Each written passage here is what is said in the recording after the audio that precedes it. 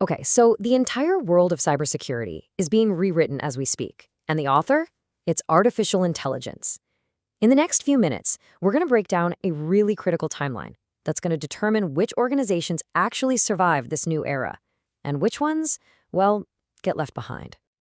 And this quote from Koos Lodowicz over at IBM, man, it just nails the central challenge here.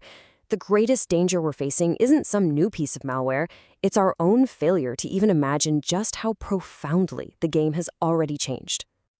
Which brings us to probably the most critical number for every single business leader out there today, 36 months, 3 years. And that's not just a timeline, it's a ticking clock. Because here's the thing, this isn't a marathon, it is a full-out sprint. In that window of time, the line is going to be drawn between the companies that are AI resilient and the ones that are AI disrupted. So the real question is, are you prepared to run? So what's driving all this urgency? It's what we're calling the AI security race. And it is absolutely critical to understand that AI isn't just a shield for the good guys. It's also a powerful weapon for attackers. It's a true double-edged sword.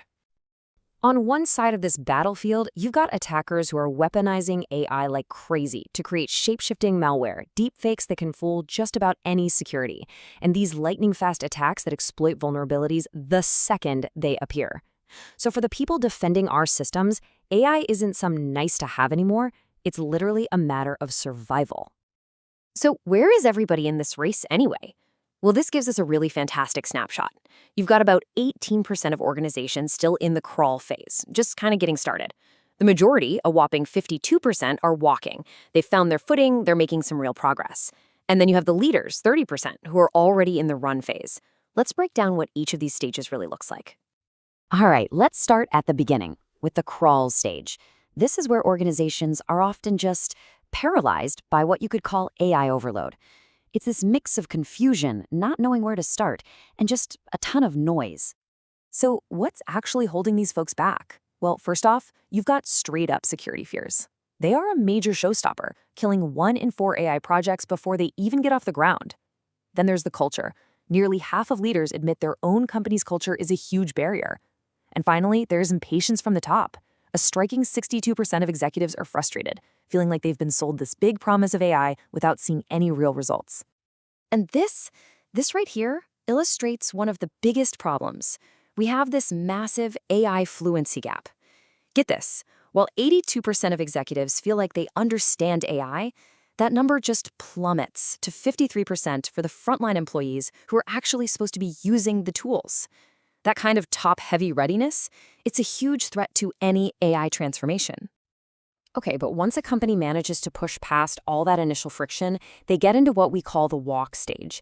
This is where they stop just talking about it and start actually building, moving from planning to really integrating AI and finding their footing with purpose. A really key concept for this stage is the security flywheel. Think of it like this. You've got awareness, behaviors, and culture, the ABCs. They all have to push on each other. So as people become more aware of the risks, their behaviors naturally start to change, and that in turn strengthens the whole security culture. It all feeds into itself, creating this incredible self-sustaining momentum. Another huge shift that happens in this phase is tearing down the old security castle. Instead of this one central security team being a total bottleneck for everyone, forward-thinking companies like AWS are distributing security ownership. They're putting security experts directly into the business and development teams, which makes everybody a stakeholder in defense. And the AWS Security Guardians program, it gives us an amazing, super actionable blueprint for how to do this. It's a 5-step process. First, you start by defining the business reason, the why. Then, you find the people who are already passionate about security. You set really clear expectations for everyone. You keep them engaged. And finally, you measure everything so you can keep getting better. It's a model for scaling the culture, not just the team. And all of that brings us to the final stage, the goal, the run stage. This is where security becomes autonomous. It's proactive, it's intelligent, it can even be self-directing. And that lets the humans focus on the really hard problems. So the first level of this autonomy is self-correcting. The AI here is kind of like a smart thermostat for your whole system. It's proactively finding issues like a misconfigured cloud setting and just fixing them on its own before an attacker ever even sees the opening. Then you level up to self-healing. So when a huge disruption hits, like a massive DDoS attack, the AI doesn't just ping an alert. It becomes the incident commander. It orchestrates the entire recovery, rerouting traffic, isolating compromised systems, all automatically. And then you get to the ultimate evolution, self-directing. At this level, the AI acts like an intelligent guardian. It's learning from past incidents, from global threat data, and it's autonomously updating its own defense policies and predicting where the next attack might come from. And here's the kicker. This frees up your human experts to focus on big-picture strategy and innovation. Now, you might be thinking, this all sounds great, but what about the bottom line? And get this isn't just about better security, it's about better economics.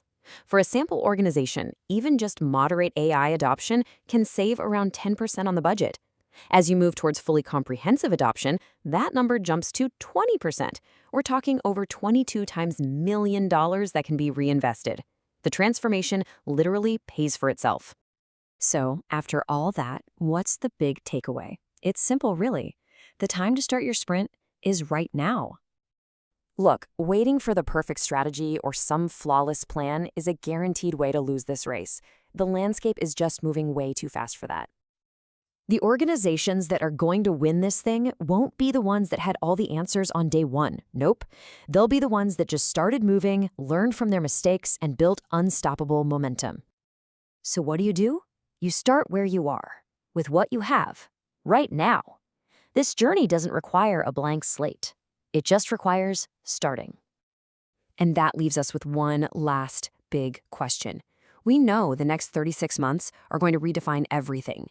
The only question left for you to answer is, how will you and your organization choose to meet that future? Will you crawl, walk, or run?